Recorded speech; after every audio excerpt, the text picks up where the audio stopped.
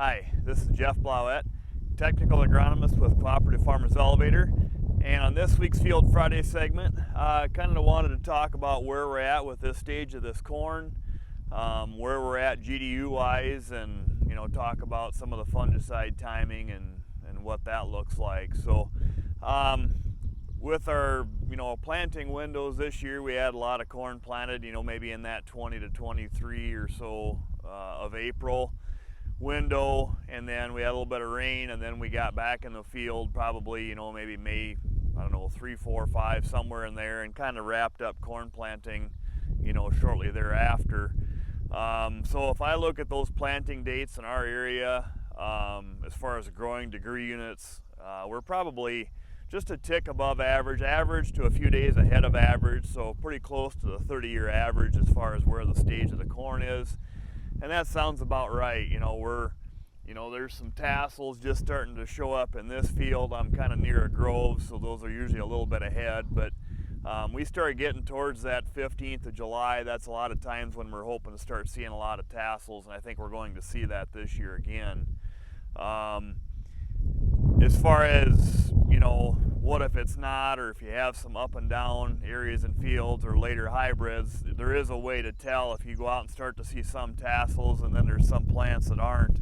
I pulled a whorl inside of here on a plant that was a little bit behind, but if you unwrap 1,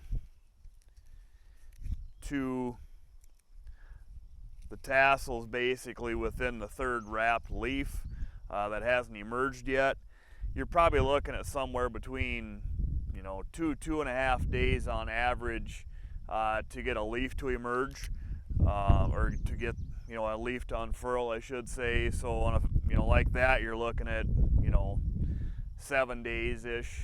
So another week after today, that tassel would be probably coming out. If you've only got a leaf, it's only going to be a couple of 3 days. So that's just kind of an idea of what to look at if you're out in the field staging tassel time. The fungicide time, we've had some pretty good responses from fungicides the last number of years. The timing that's best is usually right around tassel. When you get that last leaf that wraps around the tassel, you get that to lay out, then there's no more leaves coming. You can cover all the top half of the plant pretty well with a fungicide application. Those are the most important leaves to get your treatment applied to, where your most likely disease pressure is coming to those plants.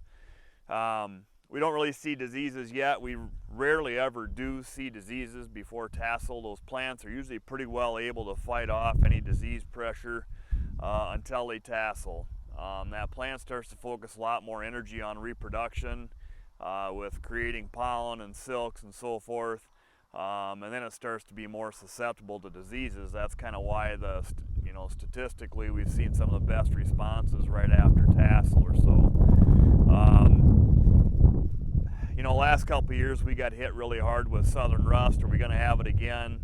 Odds are no, because that disease does not overwinter here. It has to blow up from the south. We have to have just the right conditions. It's rarely happened. Yes, we have had it the last 2 years. Are we going to have it again?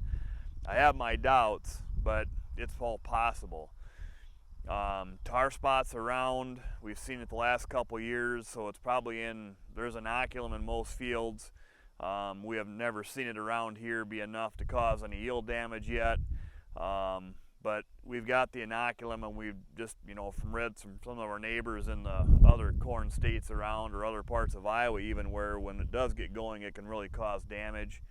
So we're watching for that. We need cooler weather for that, but it looks like it's warm for the next week, but beyond that, we really don't know what the next month's forecast is with much accuracy. So there's a lot of diseases that like hot weather. There's some diseases that like cold weather or cooler than average.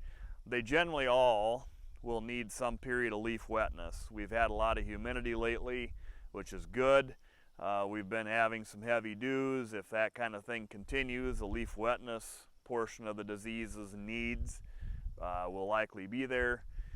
The other consideration with fungicides are, we can probably go out and try and scout, every couple days and see if there's diseases showing up out there. But a lot of the disease effectiveness that we have are really good preventative disease fungicides, not real great curative. And if they are a curative where they can, kill some fungus that's already infected the plant, usually it's got to be within 24 to 48 hours of that infection, and that's not visual. Usually you don't see the lesion show up yet. So we're kind of always guessing as to what's the disease pressure we're going to be fighting, just because we have to have it on the plant before the disease comes in and infects it.